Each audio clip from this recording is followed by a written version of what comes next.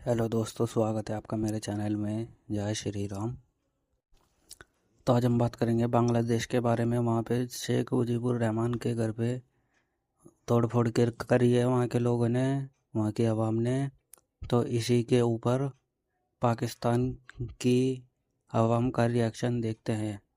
चलिए शुरू करते वीडियो, मिलते हैं लास्ट में। फ्रेंड, मैं शाइला खान और आप देख रहे हैं नायला पाकिस्तान नेशन। दोस्तों, स्क्रीन पे इस वीडियो को जरा गौर से देखें। ये कल रात की वीडियो है जी, बांग्लादेश से जो वायरल हो रही है। शेख मुजीबुर रहमान जो कि बांग्लादेश के फाउंडर, उनके घर को जी टारगेट किया गया। घर तोड़ने के लिए सरकारी मशीनरी का इस्तेमाल किया गया। हालत की तहा देखिए कि फाउंडर के घर के ऊपर सूसू किया जा रहा है। और इसके साथ साथ अगर हम बात करें तो शेख हसीना वाजिद के पोस्टर को जिस तरह से टारगेट किया जा रहा है, उनके घर को भी तोड़ा जा रहा है। यूनिस सरकार जी कुछ भी बांग्लादेश में कंट्रोल नहीं करी। शेख हसीना वाजिद इंडिया से दोबारा एक्टिवेट हो गई। उन्होंने 6 फेब को ऑनलाइन अपना जलसा कंडक्ट किया और 18 फेब को जी वो बांग्लादेश के अंदर स्ट्राइक करने जा रही थी। लेकिन जो हालात आपके सामने हैं, इंडिया बहुत ज्यादा वरिड है क्योंकि इंडिया का पड़ोसी बांग्लादेश और ये एक्सट्रीमिज्म, ये रेडिकलाइजेशन, क्योंकि इंडिया ने भी हाल ही में इनको 120 करोड़ का बजट इनके वेलफेयर के लिए दिया था। दूसरी जानिब बांग्लादेश ने पाकिस्तान में बहुत बड़ी जो है हलचल मचा दी है। बहरी शिपमेंट के बाद जो है अब हवाई राब्ते भी बांग्लादेश के साथ जी पाकिस्तान के कायम हो गया है। मतलब डायरेक्ट फ्लाइट जो है, एयर फ्लाइट सब बांग्लादेश और पाकिस्तान के बीच चालू होने जा रही है। लेकिन ये जो बांग्लादेश में हो रहा है, कभी शेख हसीना के इनर गारमेंट्स को ये लड़ाते हैं और कभी अपने ही लीडर्स के घर को तोड़ते हुए नजर आते हैं। बांग्लादेश इस वक्त लॉलेस कंट्री बन चुका है। अवाम की तरफ बढ़ते हैं और जानते हैं उनकी। देखें, मैं सोच भी नहीं सकता था कि नो डाउट के रेवोल्यूशन आ गया। तो रेवोल्यूशन के वक्त हालात कुछ और थे। लोगों में वो एग्रेशन किसी सूरत, किसी हद तक आप लोग कह सकते थे कि एक्सेप्टेबल था। ठीक है, गवर्नमेंट चली गई, गवर्नमेंट से हटा दिया गया शेख हसीना वाजिद को। उसके बाद देखिए, वो भी पॉलिटिकल पार्टी की हेड है और उस पॉलिटिकल पार्टी की जो कि बानी है बांग्लादेश की, बांग्लादेश के मुल्क की। अब उसने सिंपल किया क्या, उसका अब कसूर क्या था कि 5 महीनों बाद उसने ये कहा कि हम अपनी एक एहतजाजी रैली निकालेंगे। हम लोग, मैं अपने जो कार्यकर्ता हैं उनसे एड्रेस करूंगी, उनसे खिताब करूंगी, उनको बताऊंगी, आने वाला लाहे अमल बताऊंगी। और ऑलरेडी हमें लग भी रहा था कि ट्रंप के आने के बाद अब ये था कि हालात कुछ नॉर्मलाइज होंगे या पॉलिटिकल एक्टिविटीज़ जो हैं वो दोबारा स्टार्ट होंगी। उसकी रीज़न क्या थी? शेख हसीना वाजिद को अभी भी इस बात का अंदाज़ा है। शेख हसीना वाजिद का रेजिग्नेशन आपने कहीं पे भी नहीं देखा। पूरी दुनिया में आप गूगल उठा के देख लें, कहीं पे देख लें, जो उनके केयर टेकर, आप ये कह लें कि चीफ एग्जीक्यूटिव हैं मुल्क के, मोहम्मद यूनस साहब, उनके पास भी नहीं है, उनके प्रेसिडेंट के साहब के पास भी नहीं है, उनके चीफ ऑफ आर्मी स्टाफ के पास भी नहीं है। तो लीगली, आईनी अगर आप लोग देखें तो she is the prime minister of Bangladesh. No doubt कि उन्होंने जोरे बाजू उन्हें ताकत से हटा दिया गया। अब हालात कैसे पैदा क्यों हुए, ये उन्होंने जनवरी में, दिसंबर में अवामी लीग ने ये डिसाइड किया कि हम लोग दोबारा अपनी पॉलिटिकल एक्टिविटीज़ जो शुरू करेंगी। अब ये देखें कि शेख हसीना वाजिद जो है ना, वो तड़प रही हैं इंडिया में दोबारा अपने मुल्क में जाने के लिए। और वो इसलिए भी नहीं जाना चाहती कि सिर्फ मुझे इक़्तिदार दिया जाए, वो इक़्तिदार के लिए भी नहीं जाना चाहती, लेकिन वो अपने मुल्क में जाना चाहती हैं, अपने मुल्क, अपने बानी मुल्क में, जो वो मुल्क जो उसके बाप ने बनाया था। अब उन्होंने ये एहतजाजी रैली जो है कि अनाउंस की कि हम लोग जनवरी में 6 तारीख को, फरवरी 6 तारीख को हम लोग एक एहतजाजी रैली जो है उसका इफ्तिताह, उसको हम लोग शुरू करेंगे, पॉलिटिकल एक्टिविटीज़ शुरू करेंगे। अब ये बात जब आवाम की तरफ आई है ना, लोग कहते हैं कि ये आवाम का रिएक्शन था।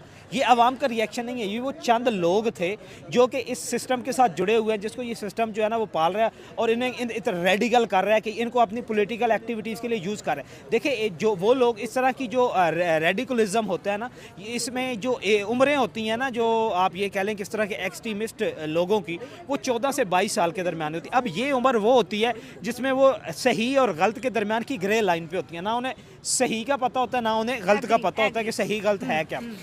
अब जब उन्होंने ये अनाउंस किया, आप ये देख लें कि आप इंटरनली अगर आप देखें तो ये लोग उन्होंने एक फोर्स बनाने की तरफ जा रहे हैं बांग्लादेश, जिसका काम ही सिर्फ यही होगा कि आपने सिर्फ अवामी लीग के कारकुनों पे धावा बोलना है। आप बांग्लादेश के पास क्या टैग बचा है जी? लॉलेस कंट्री है। ठीक है, देखिए, बांग्लादेश कभी पाकिस्तान का हिस्सा था। हमें इन हरकतों से बिल्कुल खुशी नहीं हो रही जिस वक्त बांग्लादेश के अंदर हो रहा है। शेख मुजीबुर रहमान ने पाकिस्तान को तोड़ के बांग्लादेश बनाया, लेकिन अगर एक कौम अपने लीडर को इस तरह से डिसरिस्पेक्ट कर रही है, डिसऑन कर रही है। पहले शेख हसीना के इनर गारमेंट्स इन्होंने हवा में लहराए और अब उसके बाद फिर जो है शेख मुजीबुर रहमान के स्टैचू को इन्होंने तोड़ा। अब उनके घर के ऊपर भी सूसू कर रहे हैं, उनके घर के ऊपर भी यूरन कर रहे हैं, उनके स्टैचू के ऊपर भी यूरन कर रहे हैं। बांग्लादेश एंटी इंडिया भी तो है। देखिए पाकिस्तान से टर्म्स अच्छी हो रही है, बहुत वेल एंड गुड, बेस्ट होने चाहिए, पड़ोसियों के साथ अच्छे रिलेशनशिप होने चाहिए, पाकिस्तान के साथ अच्छे होने चाहिए। आज की खबर ये है कि डायरेक्ट कार्गो भी अब जो है पाकिस्तान और बांग्लादेश के बीच चालू हो गया। लेकिन एक तरह एंटी हिंदू, एंटी इंडियन और अपने ही लीडर को क्रश करने की पॉलिसी, ये यूनुस को कहां से फीडबैक मिल रही है? देखिए फीडबैक नहीं, मैं इस बात पे सकते में हूँ कि इस शख्स का माइंडसेट पता नहीं क्या है। हाँ। कि इतना आप ये कह लें कि इस उम्र में तो इंसान में और ज़्यादा मेच्योरिटी आती है। और आप ये पिछले एहतजाज में ये वो घर है, ये आप ये कह लें कि लेगेसी है आप मुजीबुर रहमान फैमिली की। 1971 में यहाँ पे एक वाक़या हुआ था कि इसी घर में मुजीबुर रहमान को कत्ल किया गया था, उनके सारे फैमिली मेंबर्स को कत्ल कर दिया गया था। अब उन्हें ये लगा था कि हमने सबको कत्ल कर लिया, 2 बेटियां थी। इसका आप ये कह लें कि पता ही नहीं था इंडिया, आप ये कह लें बांग्लादेशी एस्टेब्लिशमेंट को कि वो वाकया मुल्क से बाहर है। उन्हें यही लगा था कि हमने मुजीबुर रहमान फैमिली का जो है वो मुजीबुर रहमान फैमिली का हम लोगों ने सफाया कर दिया। अब वो घर जिसको दोबारा रेनोवेट किया गया, दोबारा देखें, ये तो आप आप ये कह लें कि अजायब घर है, एक हेरिटेज है, उनका एक विरसा है मुल्क का। देखिए मुल्क नो डाउट मुल्क में इंटरनल हालात जैसे भी हूँ, बानिए बांग्लादेश तो आप मुजीबुर रहमान ही है ना। हाँ। अब बानिए बांग्ला आप किसको बानिए, ठीक है मुजीबुर रहमान का आपने उनके पुतले तोड़ दिए, उनका घर तोड़ दिया, उनकी बेटी को भगा दिया है, फिर उसके जितने अंदर उसकी जितनी पुरानी विरसा था, जितनी पुरानी निशानियां थी उनको तो भाई घर के साथ आपकी क्या दुश्मनी है? आपने इक़्तिदार उनसे ले लिया, आपने ले लिया, आपका अग्रेशन था, आपका गुस्सा था, आपने अपनी ही बेइज्जती करवाई है। अब पूरी दुनिया जो है वो खौफ की नज़र से देख रही है कि ये मुल्क जा किस तरफ रहा है। यहाँ पे आप ये कह लें कि सरजमीन बेआइन बन चुकी है बांग्लादेश, कि किसी को कोई पता ही नहीं है कि ये अब ट्रैक पे आएगा कब। ना वहाँ पे इलेक्शन का पता है, ना गवर्नमेंट का पता है। एक कार्टून उन्होंने बिठाया हुआ है जिसको पता ही नहीं है सिस्टम को चलाना कैसे है, अवाम का। देखिए इनका काम क्या था कि ये अवाम का गुस्सा कम करते, इनकलाब आ गया, इलेक्शन करवा देते ना। ये बिना इलेक्शन के बंदा ये आया कहाँ से? शेख हसीना का एजेंडा ऑनलाइन यही था कि देखिए या ना तो ये डेमोक्रेसी से आया है, ना इसने इलेक्शन करवाया। अमेरिका का हाथ इस बंदे पे था, यूनुस पे, और ये आके बैठ गया है। बिल्कुल वो तो चैलेंज किया, बिल्कुल वो यही कह रही है ना तो ये मिलिट्री का बंदा है। हाँ। ना ये पॉलिटिकल है। हाँ। ना आप ये कह लें कि ये कोई ब्यूरोक्रेसी का बंदा है जो इक़्तिदार में आ जाए। ये एक सीधा एक सिंपल बिजनेसमैन, एक चैरिटी चलाने वाला बंदा मुल्क कैसे चलाएगा? उसे सियासत की उतार चढ़ाव का नहीं पता, उसे सियासत की महरूमियों और रहमदिलियों का नहीं पता, तो वो ऐसे हालात। और आप ये देखें कि स्टेट मशीनरी इस्तेमाल हो रही थी, वो घर तोड़ने के, घर के साथ आपका बदतमीज़ो, आप ये कह लें कि बेगैरतों, आपका घर के साथ क्या दुश्मनी थी?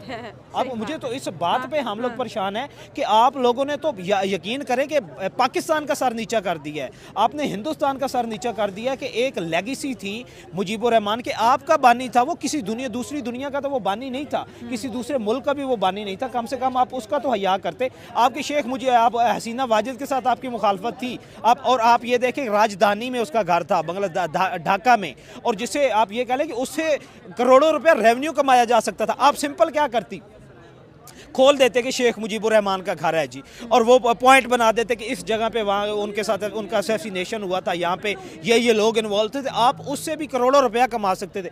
लेकिन ये एक्सट्रीमिज़म की तरफ जा रहे हैं, कोई सूझबूझ ही नहीं है हालात को नॉर्मलाइज करने की, स्टेट को नॉर्मलाइज करने की। इनके अंदर किसी किस्म की कोई कैपेसिटी या कोई सोच ही नहीं है। इस तरह आप इक़्तिदार को तूल नहीं दे सकते। आपका जाना तो इसके बाद इनका जाना ठहर गया है। बांग्लादेश की आप जो मौजूदा ये रेडिकल, आप ये कह लें रेडिकल सेटअप है, रेडिकल सिस्टम है, इसका जाना तो अब ठहर गया है। आप ये देख लीजिएगा, ये जाएंगे और आप देखें कि अवामी लीग के लोग आप बैठेंगे नहीं, अब और ज़्यादा एहतजाज होंगे। और अवामी लीग की पॉपुलैरिटी इनसे तो मैं कहता हूँ कि 1000 गुना ज़्यादा है। ये तो 20-25 हज़ार लोग हैं टोटल, 20-25 हज़ार स्टूडेंट्स, और वो स्टूडेंट्स जो हैं उनकी जो हालत है वो हॉस्पिटल में पड़े हुए हैं, जो ज़ख्मी हैं, किसी के पास इलाज मुआवजे की सहूलियात नहीं है, किसी के पास जिनके 6-6 महीनों से उनके अभी जख्म नहीं भर रहे, जिन्होंने गोलियां खाई हुई। इंडिया मेडिकल वीजा इनको देता था, उधर से भी ताल्लुकात खराब कर। अभी इंडिया ने बजट में से इनको इतना कुछ दिया है कि इनके वेलफेयर पे लगेगा, तो मेडिकल वीजा भी इंडिया नहीं दे रहा, और सारा सिस्टम इनका उधर से भी डिस्टर्ब है। देखें ना, देखें आपने मेडिकल वीजा बंद कर दिया। भाई मेडिकल वीजा या व्हाइट झंडा तो जंग के दिनों में कोई मुल्क बंद नहीं कर,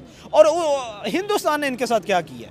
अब सवाल यह है कि हिंदुस्तान ने क्या किया। हिंदुस्तान तो आपको पाल पोस के लेके आया है, आपको उन्होंने 57 साल जो है वो पाला पोसा है कि आप लोग अपने पैरों पे खड़े हो गए और आप अपने ही पैर जो है वो काटने पे तुले हुए हैं। तो इनका मौजूदा हालात में तो मैं कहता हूँ कि सरकार तो कह रही है हमने इंडिया को बहुत ज्यादा प्रेशराइज करना है, इंडिया क्या के साथ करेंगे? बॉर्डर सस्पेंड कर देंगे, इंडिया के खिलाफ प्रोटेस्ट निकालेंगे और जो है इंडिया के साथ बॉर्डर फेंसिंग के एग्रीमेंट हम कैंसिल कर रहे हैं और जो है बांग्लादेश की जो है बॉर्डर गार्ड जो है उनको एक्टिव कर देंगे।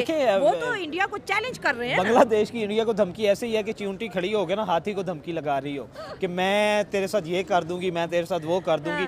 अब हाथी और चींटी का कोई जोड़ है, ये सिर्फ अपने इक्तदार को तूल देने के लिए, और कभी भी ऐसे इक्तदार को तूल नहीं दिया जा सकता। इनका अब जाना जो है ना वो ठहर गया है, आज गया या सुबह गया। और अब शेख हसीना वाजिद जो है वो वापस आएंगी, ये घर भी दोबारा बन जाएगा, शेख हसीना वाजिद का इक्तदार भी दोबारा आ जाएगा, बांग्लादेश में अमन भी दोबारा आ जाएगा। लेकिन इनका क्या बनेगा? भी वो ले सकती है ना। लेकिन एक और बात, ये मुस्लिम कंट्री है। हाँ, ये है दूसरी बात कि जहाँ पे हम लोग अपनी रवायत पैदा करते थे, हम लोग जो है अपनी सकाफत की मिसालें देते थे, हम लोग अपने हया की मिसालें देते थे, और उसमें हम लोग अपने ही रहनुमाओं के साथ, अपने ही हम वतनों के साथ अगर बांग्लादेशी अवाम इस तरह कर रही है तो पूरी दुनिया में क्या इमेज जाएगा। ये तो यकीन करें कि आप ये कह लें कि पूरी नेशन, आप ये कह लें कि उम्मा का नाम जो है वो बदनाम कर रहे हैं। उनको ये तो जो है होगी कि अगर पाकिस्तानी कायद आजम के खिलाफ हो जाए और इंडिया जो है गांधी के खिलाफ गांधी के, तो कि क्या कंट्री का क्या म्यार रहेगा? कभी ऐसा नहीं हुआ, हमने अपनी हिस्ट्री में नहीं देखा कि अपने लीडर को ऐसे। आप सिंपल एग्जांपल ये है कि अगर हम लोग मोहल्ले में अपने माँ बाप का हया नहीं करेंगे, उनकी इज्जत नहीं करेंगे ना, तो मोहल्ले वाले भी, अब किसी के साथ जितने भी आप अच्छे, उन्होंने कहना जो बंदा अपने माँ बाप का नहीं है वो हमारा अच्छा क्या सोचता है। अब ये क्वेश्चन रेज हो गया अब दुनिया ने ये क्वेश्चन रेज कर दिया है कि जो अपने बानी के नहीं है वो हमारे क्या होंगे, वो हमारे लिए क्या करेंगे, और हम क्यों इनके लिए कुछ करें। तो अब इंडिया के लिए भी ये थ्रेट बनेगा इनका एग्रेशन। देखिए थ्रेट क्या है इंडिया के लिए, तो इंडिया को इसके थ्रेट से कोई मसला नहीं है, लेकिन इंडिया परेशान है। इंडिया की हमदर्दियाँ हैं बांग्लादेश के साथ, उन हमदर्दियों की वजह से वो परेशान है कि ये मुल्क किस तरफ जा रहा है, ये सेटअप उसको लेके किस तरफ जा रहा है। ये तो अब आगे आने वाला वक्त बताएगा कि ये किस तरफ जाते हैं। इम्पोर्टेंट डेवलपमेंट पे भी आपसे बात करेंगे, जिस तरह से जो है अब जो हवाई सफ़र का भी आगाज़ हो चुका है बांग्लादेश के लिए, हमारी जो है कार्गो जो है वो अब हवाई रास्तों से भी, हाँ हवाई रास्तों से भी अब जाएगी, और ये बहुत बड़ी डेवलपमेंट है हमारे साथ। तो बांग्लादेश ऑन ट्रैक चल रहा है। देखिए ऑन ट्रैक तो चल रहा है ना, लेकिन ऑन ट्रैक चलने का हमारे साथ, तो हमें तो इसका कोई इशू नहीं है।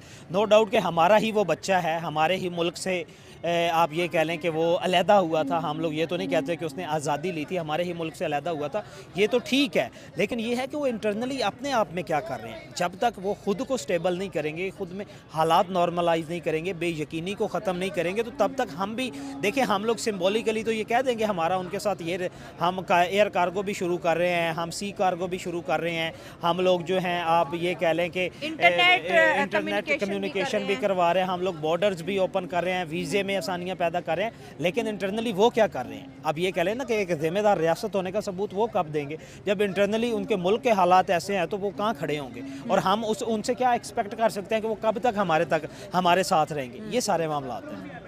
बिल्कुल दोस्तों, बड़ी अफसोस की बात है, और डेफिनेटली पूरी दुनिया इसको कवरेज दे रही है कि अपने लीडर के साथ ये बिहेवियर नहीं करना चाहिए उनको। ये बहुत जुल्माना तरीका है, ये बहुत एग्रेशन है, बहुत रेडिकलाइजेशन है कि हर चीज़ तोड़ दो फोड़ दो। यूनिस कुछ भी नहीं कंट्रोल कर पा रहे, कुछ भी नहीं, ना उनका हंगर कंट्रोल कर रहे हैं, ना उनकी ट्रेड कंट्रोल कर रहे हैं, ना उनके बॉर्डर इशू रिजॉल्व कर रहे हैं, और ना ही उनको एक नॉर्मल बांग्लादेशी बना रहे हैं। देखिए अब उनका जो एग्जिस्टेंस है ना, या क़याम जो है इस निज़ाम का, वो बेआइनी से हुआ है, लाकानूनियत से हुआ है। तो जब सिस्टम को, या वो चंद लोग जो इस एक्सट्रीमिज़म से फ़ायदा उठाते हैं, उन्हें पता चल गया कि यहाँ पे कानून तो है कोई ना, आइन तो है कोई ना, हम जो मर्ज़ी कर लें, वहाँ पे वो बंदा कत्ल कर दे, वो नारा लगा दे मोहम्मद यूनुस का किसी को कुछ नहीं होना। सड़ कौन सी रही है, उबल कौन सी रही है, नुकसान किसको हो रहा है? कॉमन पब्लिक हो रहा है। और यही कॉमन पब्लिक जो है हसीना वाजिद की हमायती है ना, क्योंकि पॉलिटिकल राइवल्स तो वो भी हैं। आप सबसे बड़ी डेवलपमेंट ये देखें कि खालिदा ज़िया जो हैं, उन्होंने वो शेख हसीना वाजिद को सपोर्ट